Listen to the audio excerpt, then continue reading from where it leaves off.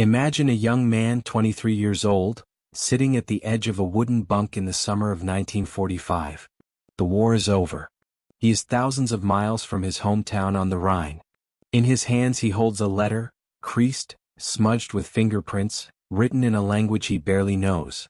Outside, the sound of cicadas rises in waves. A screen door slams somewhere, and he hears the laughter of children chasing a ball across dusty ground. He whispers to himself in German, "If they send me back now, I don't know what I will find." The paradox is immediate. A man captured as an enemy soldier, once sworn to fight America to the bitter end, now fears the idea of going home more than remaining behind the wire. Why would German prisoners, men raised under years of propaganda about American decadence and weakness, choose to stay? Why did captivity in the United States transform into a kind of sanctuary? That is the story we explore tonight. To understand why many German POWs long to remain in the United States after 1945, we have to step back to the years when America first confronted the logistical riddle of what to do with tens of thousands of captured enemy soldiers. By the middle of 1943, Allied victories in North Africa sent shockwaves across the Atlantic. Entire divisions of the Afrika Korps were surrendering. Ship after ship crossed the ocean, carrying men not to prison cells in London or Algiers, but to the heartland of the United States. The numbers astonish even today. By the end of the war, more than 370,000 German POWs were housed across the U.S. Camps spread from Texas cotton fields to Minnesota pine forests, from the deserts of Arizona to the rolling farmland of Pennsylvania. Small towns that had never seen a German speaker suddenly hosted compounds of men in gray uniforms. For Washington, this was partly a matter of efficiency. Housing the prisoners in Europe was costly, dangerous, and resource-hungry. In America, space was plentiful, food abundant, and transport lines secure. For the prisoners, however, the shock was disorienting. Most expected humiliation, hunger, even revenge. Instead, they encountered something they could not have predicted: a level of material comfort that rivaled, sometimes surpassed, the lives they had known in Germany even before the war. One POW recalled years later, "We expected barbed wire and starvation. What we found was coffee, libraries, and music." Imagine the sensory contrast. Many of these men came from cities reduced to rubble by bombing. Food shortages were already severe in the Reich. In the U.S., by contrast, even behind the wire, meals were regular, varied, and hearty. Stews of beef and beans. Bread served warm. On some days, even cigarettes or chocolate appeared. The camps themselves varied widely, but the pattern repeated: wooden barracks, mess halls, recreation yards, makeshift theaters. American officers, bound by the Geneva Convention, allowed organized sports, educational classes, even orchestras. Some camps published their own German-language newsletters. The psychological effect was profound. Men trained to see the United States as a corrupt, chaotic place suddenly faced the reality of orderly towns, clean streets, and well-stocked stores visible just beyond the camp gates. In Nebraska, one local resident wrote in her diary that the prisoners seemed astonished at how ordinary our lives were: lawns cut, families smiling, trains running on time. What shocked the prisoners most was not America's decadence, but its normalcy. And here is where the paradox deepens. The very system designed to keep them confined also began planting the seeds of admiration. They had entered captivity expecting hatred. Instead, they found a mirror reflecting a society very different from the one described in Nazi propaganda. By 1944, work details allowed many POWs to leave the barbed wire under guard. Farmers, facing severe labor shortages with so many young Americans overseas, requested POW help in harvesting wheat, cotton, or fruit. For the prisoners, this meant days spent in the open air, meals shared with local families, and glimpses of civilian life far removed from the front. One farmer's son remembered decades later, "The Germans picked apples with my father. At lunch, my mother served them sandwiches. They said it was the first time in years they had eaten without fear." The economic numbers give context.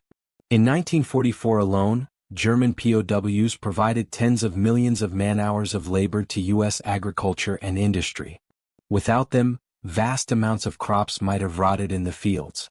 But beyond the economics lay something intangible. The POWs were absorbing lessons about daily American life. The rhythm of small towns, the abundance of consumer goods, the informality between men and women, the sense, real or imagined, that people here were not gripped by fear of a knock on the door at night. The first shock often came in the smallest details.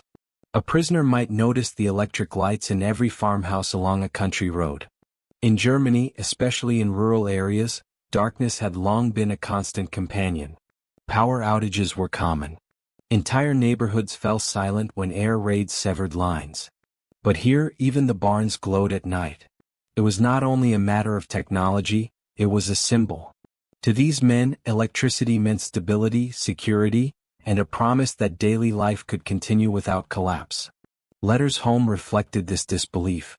One German private wrote to his family in late 1944, "They leave lights on here, even when no one is in the room. They do not fear the bombers. They waste nothing, yet they lack nothing." His words reveal the clash of worlds, the austerity of the Reich against the abundance, even extravagance, of American normality. Another shock came from the newspapers. Most camps provided German-language editions of American news, translated or written for the prisoners. In them, POWs read reports about the progress of the war, honest, balanced, even critical of Allied setbacks. To men raised on censored propaganda, the openness of criticism was unsettling. If a paper printed this at home, one recalled later, the editor would vanish by morning. But perhaps the most visceral moments of disorientation came during work details. A column of prisoners marched under guard into a town square to unload grain, and instead of insults, they were met with stares of curiosity, or sometimes kindness. A storekeeper might hand out cold water. Children, too young to understand the politics of war, would wave. Imagine the effect. These men, branded enemies, killers, invaders, suddenly treated as human beings by the very people whose sons they had fought overseas. The contradiction worked like acid on the old certainties instilled by Nazi officers. By 1945, surveys conducted among German POWs in the U.S. showed significant shifts in attitude. In one camp, nearly two-thirds of prisoners reported improved views of America compared to their expectations. Numbers like these are not abstractions. They represent the internal unraveling of ideology. And yet, for many, the most memorable experiences were not statistical but intimate. A violinist in one camp organized concerts, performing Bach and Beethoven for both prisoners and American guards. In the audience sat farmers in overalls, soldiers in khaki, and behind them, rows of captured men in field gray uniforms. For 90 minutes there was no barbed wire, only music. One listener described the silence afterward as, "the moment I realized I had not heard war in months." Even the meals carried symbolic weight. In some camps, prisoners were served the same rations as American soldiers, sometimes more depending on local arrangements. Eggs fried in butter, thick slices of bread, meat stews. To men who had marched through the deserts of North Africa on half rations, the shock of consistent nourishment was unforgettable. Decades later, one recalled with a half-smile, "I gained 20 pounds in captivity." The abundance extended beyond food. Recreational programs provided books, film screenings, even English classes. Camps organized lectures, inviting professors from nearby universities. Some prisoners studied agriculture, engineering, or philosophy. The Geneva Convention required humane treatment, but the Americans went further, turning the camps into classrooms of democracy. Partly it was practical. Idle men were restless men. Education kept order. But the deeper reason was psychological warfare of a subtler kind, to expose these soldiers to the workings of an open society, not through lectures about ideology, but through the texture of daily life. And it worked. Diaries reveal prisoners stunned by the informality between American guards and their officers. In the German army, hierarchy was absolute. Here, a sergeant might joke with a lieutenant, and no one considered it insubordination. For men trained under rigid discipline, this ease was astonishing. It hinted at a society where authority was respected but not feared.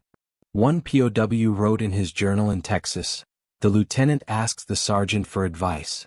They laugh together. At home this would be unthinkable. Authority smiles here.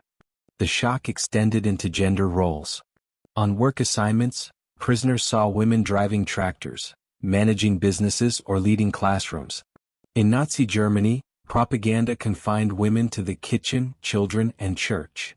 In America, the sight of women welding in shipyards or teaching mathematics was both confusing and inspiring. It forced a re-evaluation of what was possible. The cumulative effect of these experiences built slowly. Day after day, month after month, the prisoners absorbed lessons not taught in manuals but written in everyday gestures. The way a guard tipped his cap to a farmer's wife, the way townsfolk spoke openly about the president without fear, the way groceries overflowed with produce even in wartime. This was the second act of their journey, the dawning recognition that America was not simply a military adversary, but a functioning society unlike anything they had been told. And the numbers reinforced what they saw. By 1945, American industrial output had reached levels beyond imagination. More than 96,000 aircraft produced in a single year, Smithsonian National Air and Space Museum.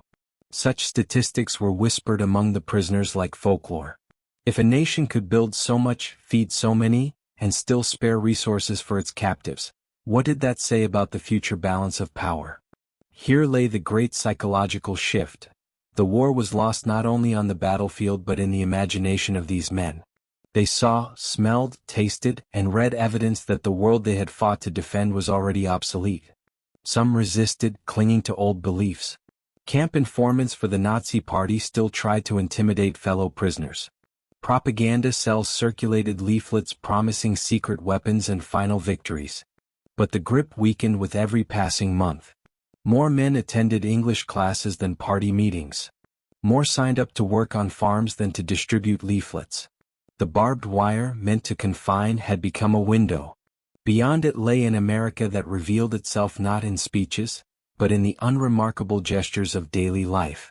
For the German POWs, these were the shocks that slowly dismantled certainty. Not the clash of armies, but the quiet encounter with a society that contradicted everything they had been told to believe. And as the war ended, a new fear emerged.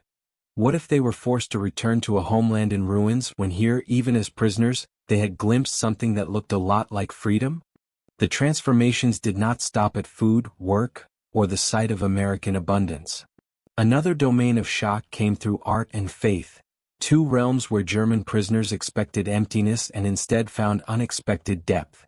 On Sundays, chaplains often visited the camps, offering Protestant or Catholic services. Attendance was voluntary, but many went, curious or simply seeking a break from routine. What astonished them was not the prayers themselves, they knew these words, but the openness with which questions could be asked. In Germany, sermons had often carried subtle political undertones, echoing the will of the Reich.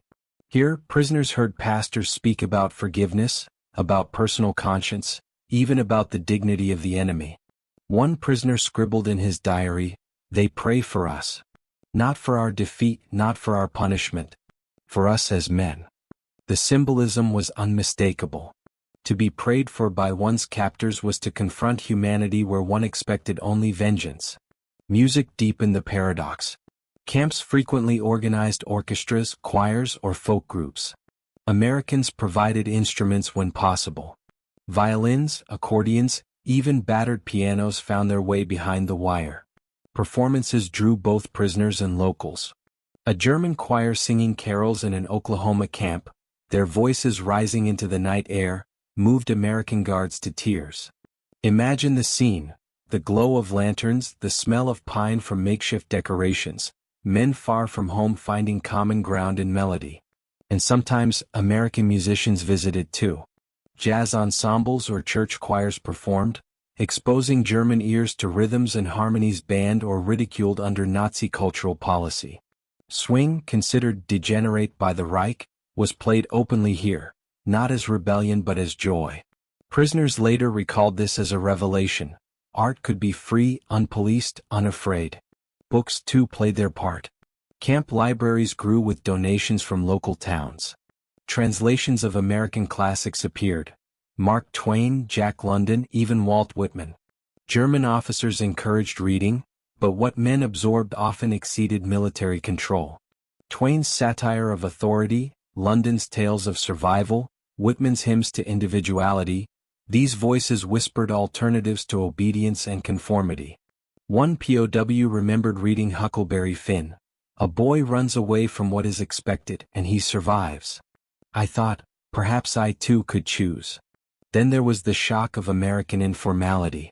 Guards addressed prisoners by first names, sometimes nicknames. They swapped jokes, even shared cigarettes. 4 men steeped in rigid hierarchy, this friendliness blurred the lines of captor and captive. In one camp, guards invited German prisoners to join in a baseball game. The spectacle of former enemies swinging bats, running bases, and laughing at mistakes left impressions stronger than any speech. Even punishment in America contrasted sharply with German expectations. Discipline existed, of course, rules were enforced. But punishments were proportionate, procedural, almost bureaucratic. There were no beatings, no summary executions. One prisoner, caught trying to escape, recalled expecting brutal retribution. Instead, he was confined to a barrack for several weeks, given books, and later returned to work detail. They treated me like a stubborn child, not a criminal, he said years later. The memory remained as a measure of restraint, a lesson in justice without terror. As 1945 unfolded, the industrial scale of American life continued to amaze. Prisoners transported through train depots saw endless freight cars loaded with grain, coal, machinery. They passed factories with smokestacks pouring unceasing clouds into the sky. To men from bomb-shattered cities, these sights felt like visions of another planet. Statistics reinforced the awe. By the end of the war, American shipyards had launched over 2,700 Liberty ships. The prisoners whispered about these numbers, struggling to comprehend. For them, each vessel was proof of a nation's inexhaustible energy. One former infantryman admitted, "I realized we had been beaten before we ever fired our rifles." The sense of abundance trickled down to the smallest objects. In camp kitchens, prisoners noticed tin cans stamped with expiration dates years into the future. It implied planning, continuity, and confidence. In contrast, German rations had often arrived in crumpled paper, hastily packed, sometimes moldy before they reached the front. The can was not just packaging, it was a statement. America could feed the world and keep feeding it tomorrow. Perhaps the most intimate shock came from personal encounters with American families. During harvest work, prisoners sometimes ate alongside farmers. At first, guards kept strict boundaries. But as trust grew, stories emerged. A farmer might speak of a son fighting in Europe, a wife might ask about German mothers. Gestures of kindness multiplied. A slice of pie shared, a photograph shown, a gift of soap or tobacco slipped across a table. One prisoner recalled a moment that haunted him. A farmer's daughter, perhaps 12 years old, placed a flower in his hand as he boarded the truck back to camp. She said only, "For peace." That single word, spoken without bitterness, pierced through layers of propaganda.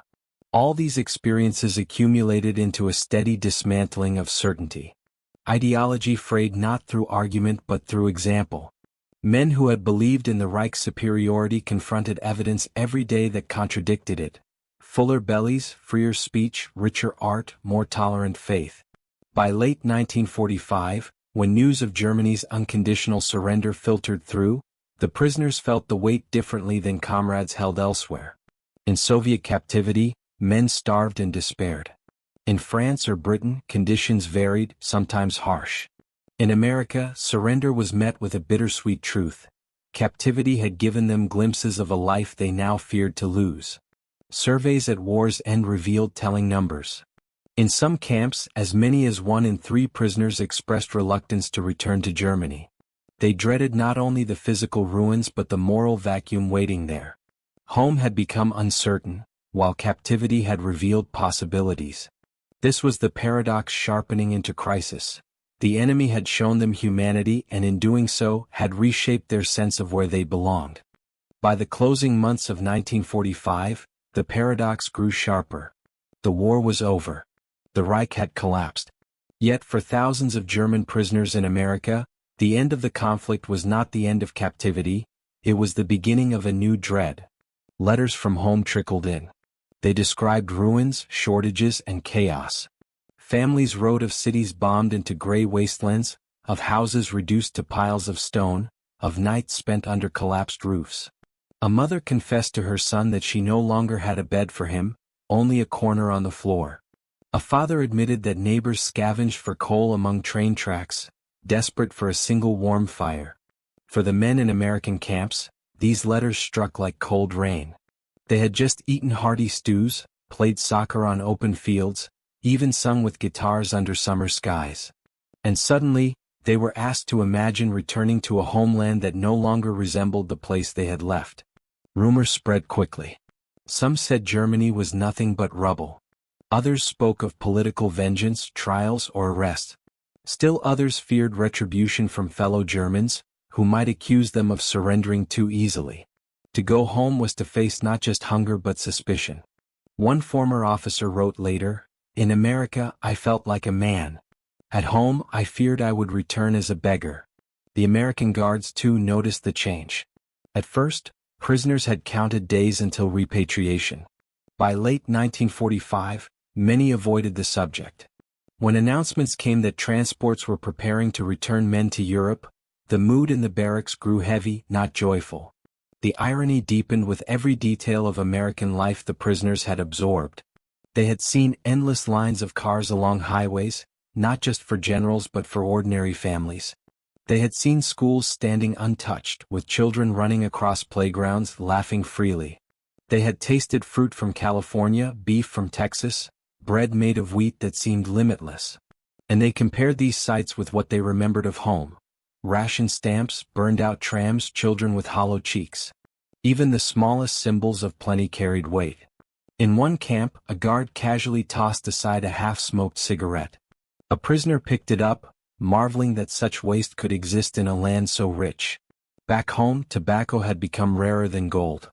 That one stub of tobacco seemed proof that the American lifestyle was almost beyond imagination. Psychologically, the shift was profound. Men who had been taught to see America as decadent, weak, and chaotic now confronted evidence of structure, stability, and tolerance. The propaganda slogans of the Reich rang hollow. Instead, prisoners began repeating phrases they heard from guards: freedom, opportunity, fair play. This did not mean they forgot their nationality, nor that they ceased to love Germany. But it did mean that their loyalty was now complicated, tangled in new comparisons. Some wondered aloud whether Germany had ever truly offered them choice. Others spoke of rebuilding their country in the image of what they had glimpsed in the United States. The strongest moments of revelation often came at night in the barracks, when conversations drifted into half-whispered confessions. A man might admit he dreaded seeing his wife in rags. Another confessed he feared his children would not even recognize him. Still another spoke of the shame of standing in a breadline, after having once marched in uniform. But most striking were those who admitted they had come to admire the society of their captors. Not the uniforms, not the rifles, but the ordinary lives they observed just beyond the camp fences. A farmer plowing his field without fear of bombs. A family driving to church in a second-hand car. A boy selling newspapers on the street corner, shouting freely without worrying who might be listening. One prisoner remembered thinking, "If this is defeat, it tastes strangely sweet." As winter turned to spring in 1946, transports began carrying men back across the Atlantic. The process was orderly, almost too orderly. Prisoners packed their few belongings, lined up with quiet faces, boarded trains, then ships. The Americans treated them with respect even at the end. Food rations were generous for the journey. Medical checks were thorough. Guards shook hands, some even offering parting words of luck. Yet beneath the civility, hearts ached. Many prisoners carried with them a silent wish to remain. To start over in this land of barns and highways, of full pantries and wide skies. A few did. Records show that some men returned years later, seeking visas, sponsorships, or work opportunities. They remembered those harvest fields, those baseball games, those prayers for enemies. They sought not revenge but renewal. For most, however, the journey was unavoidable. They went home. And when they stepped onto German soil, the contrast was overwhelming. Train stations were skeletal ruins. Streets were filled with widows, orphans, and soldiers in tattered uniforms. Hunger gnawed at every corner. It was in this collision, the memory of American plenty against the reality of German devastation, that the true transformation revealed itself. Men who had once sworn loyalty to Hitler now carried different visions of order, freedom, and even mercy. Their time in American captivity had not broken them, it had remade them. And years later, when asked why they remembered those camps with such longing, their answers returned again and again to the same paradox. They had entered the barbed wire as enemies. They had left as men who, in the silence of their hearts, had once wished to stay. It began with silence. Not the silence of peace, but the silence of realization. 4 months, the German prisoners had lived in a strange duality, fed, clothed, even entertained in America, while letters and rumors painted a homeland in ruins. They had carried the contradiction quietly, each man weighing what it meant. Then came the moment when denial could no longer hold. In many camps, newsreels were shown, film captured by Allied troops as they advanced across Germany. At first, the reels displayed images of victory parades, the raising of flags, liberated cities. But then the reel shifted. The screen filled with emaciated figures behind barbed wire, mass graves, ovens still warm from use. The prisoners sat in stunned silence. Some turned away, others covered their faces. A few shouted that it was propaganda, impossible, a trick of the enemy. But the images continued, relentless, undeniable. The camera lingered on skeletal corpses, on survivors barely clinging to life, on the piles of shoes that once belonged to children. For men who had sworn by the Reich, the collapse was not just political, it was spiritual. They had believed themselves soldiers of honor, guardians of culture. Now they saw what their regime had truly wrought. One prisoner muttered only 2 words, "Mein Gott." This was the breaking point. Ideology did not just bend, it shattered. The lies of years crumbled in an instant. And into that silence rushed memory, the baseball games, the choir songs, the prayers whispered by American chaplains. The men remembered the girl with the flower, the farmer's pie, the guard's casual kindness. Suddenly, those gestures were not just curiosities. They were proof. Proof that the enemy had lived by a different creed, one rooted not in conquest but in humanity. The statistics hammered the point home. America had produced tanks, planes, and ships in numbers Germany could never hope to match. Yet it was not just steel that won, it was spirit. The prisoners realized that victory had come not from brutality but from a society that could build, feed, and still extend compassion even to its enemies. The rhythm of camp life changed after those screenings. Conversations grew urgent, heated, confessional. Some men wept openly, ashamed of what they had once believed. Others spoke of rebuilding, of how Germany must never repeat such darkness. For the first time, prisoners admitted envy, not of power but of freedom. The irony was sharp. Behind American barbed wire, they felt freer in thought than they ever had under Nazi banners. And then the announcements came. Ships were ready. Trains would depart. The war was over and they would return home. But now departure felt like exile. Men who had once counted the days to go back now lingered by camp fences, staring at the horizon. They asked guards for newspapers, for photographs, for keepsakes. Some begged for the chance to stay, writing petitions, offering to farm, to build, to clean, anything to remain on this soil that had shown them another life. The irony cut deep. Captivity had been liberation. Repatriation felt like a sentence. At the train stations as they prepared to leave, emotions boiled over. Some prisoners sang, not marching songs but American tunes they had learned awkwardly, joyfully, defiantly. Others carried books tucked under their arms, treasures from camp libraries, Twain, Whitman, London. A few clasped photographs of American families who had shared a meal or a smile. One guard later recalled, "They looked at us as if we were sending them away from home, not returning them to it." The collapse of ideology had transformed into longing.